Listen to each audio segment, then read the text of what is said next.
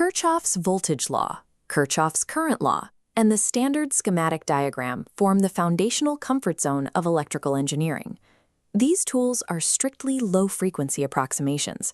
They only remain accurate when the physical dimensions of a system are significantly smaller than the wavelength of the signal passing through them.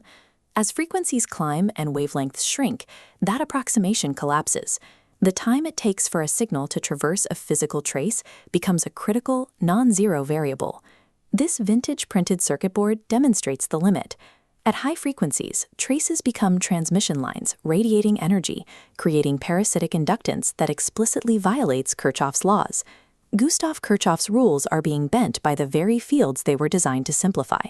To design high-speed hardware, engineers have to abandon the illusion of perfect lumped circuits and embrace the distributed wave nature of the physical universe.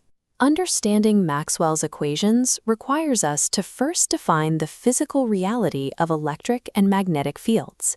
Hendrik Lorentz formalized how these invisible fields interact with matter. The Lorentz Force Law defines fields by the observable mechanical force they exert on a charge. We break this into components, starting with the electric field. It causes direct linear acceleration, pushing the charge along the field lines. The magnetic field involves a cross product with the particle's velocity, resulting in orthogonal deflection, pushing the particle sideways relative to its travel. This continuous perpendicular force results in cyclotron motion, where charged particles are steered into circular orbits by magnetic fields. These fields are not mathematical fictions. They are the invisible scaffolding of the universe, capable of doing mechanical work. Mapping continuous vector fields across three-dimensional space requires a specific mathematical language. The del operator is the fundamental instrument used to measure how these fields change across space. The first operation of del is divergence. Divergence measures the density of a field's source or sink at a specific point in a volume. It tracks whether field lines are originating or terminating. The second operation is curl. Curl measures a field's circulation. It quantifies how much the field rotates around a specific axis in space. The physical meaning of divergence and curl is the prerequisite for decoding the four equations of electromagnetism. The first two equations utilize divergence and were formalized by Carl Friedrich Gauss. Gauss's law for electric fields states that the divergence of electric displacement equals the charge density. This math translates to a clear physical reality. Electric fields originate from charges. A positive charge acts as a source from which displacement lines diverge. In its integral form, the total electric flux leaving a closed surface precisely equals the enclosed charge. Gauss's law for magnetism states that the divergence of the magnetic field is always zero. Unlike electric fields, magnetic field lines form continuous, unbroken loops.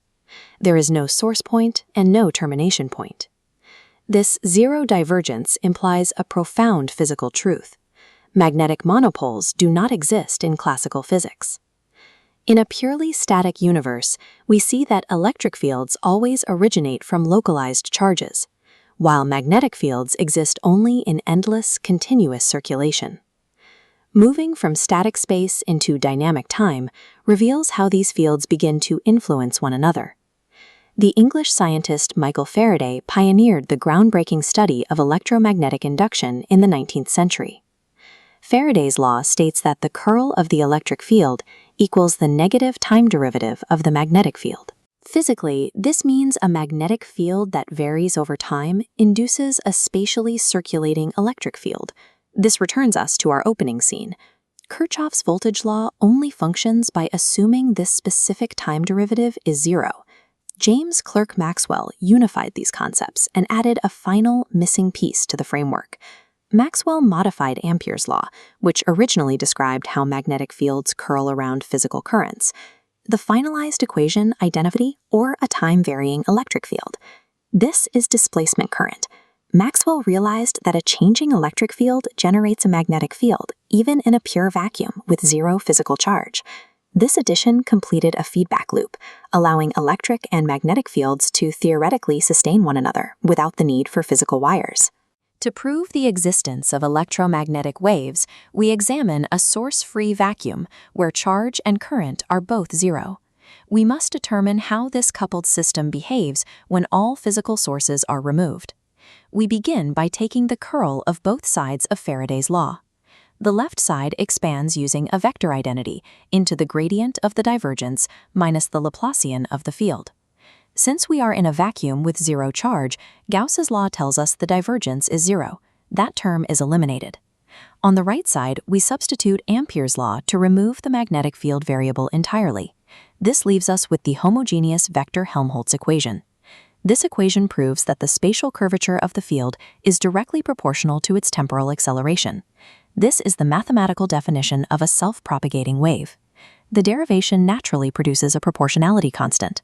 Extracting the permittivity and permeability of free space allows us to solve for wave velocity. This reveals that the speed of an electromagnetic wave is dictated entirely by the static properties of a pure vacuum. The result is the uniform plane wave.